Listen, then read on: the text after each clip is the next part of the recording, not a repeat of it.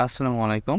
গত ক্লাসে আমরা দেখেছিলাম দুটি ইনপুট থাকলে তার সত্যক সারণী কীভাবে তৈরি করতে হয়। এখন আমরা দেখব ইনপুট সংখ্যা যদি বৃদ্ধি পায়, যেমন ৩, ৪ এরকম হলে কতগুলো ইনপুট কম্বিনেশন হয় বা সত্যক সারণী কীভাবে তৈরি করতে হয় সেটি দেখব।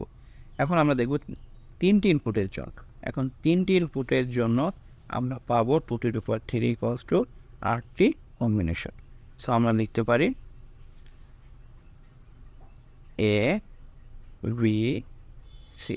গতগুলোতে আমরা দেখেছিলাম আমরা এই কম্বিনেশনগুলো বিসিডি কোডের মাধ্যমে লিখে থাকি, যেহেতু আমাদের ৩টি ইনপুট।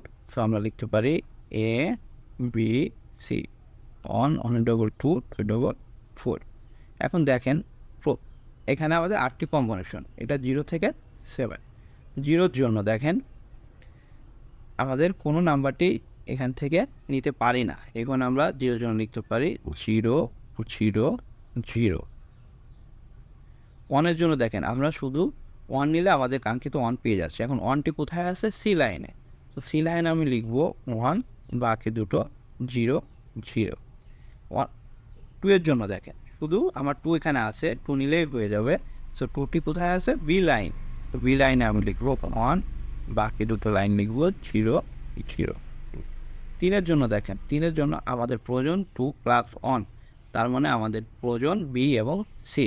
সো বি এবং সিতে লিখব 1, 1, এটা আমাদের প্রয়োজন হয় না, এখানে লিখব 0। এটা 3-এর জন্য। 4-এর জন্য দেখেন আমাদের 4 আছেই। সো আমি শুধুমাত্র এই লাইনে লিখব 1, বাকি দুটো লাইনে 0, 0।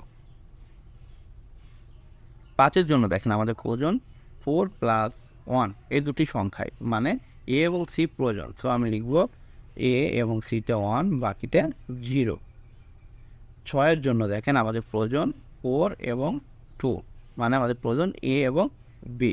সো আমি এ এবং বিতে লিখব 1, 1, সিতে লিখব 0। 7-এর জন্য দেখেন আমাদের 3টি সংখ্যায় প্রয়োজন। সো আমি 3টি সংখ্যার জন্য লিখব 1, 1, 1। এটা আমাদের কাঙ্ক্ষিত 3 ইনপুটের জন্য সত্যক সারণী। এখন যদি 4টি ইনপুট হয় তাহলে আমি লিখব 2^4 = 16টি ইনপুট কম্বিনেশন হবে।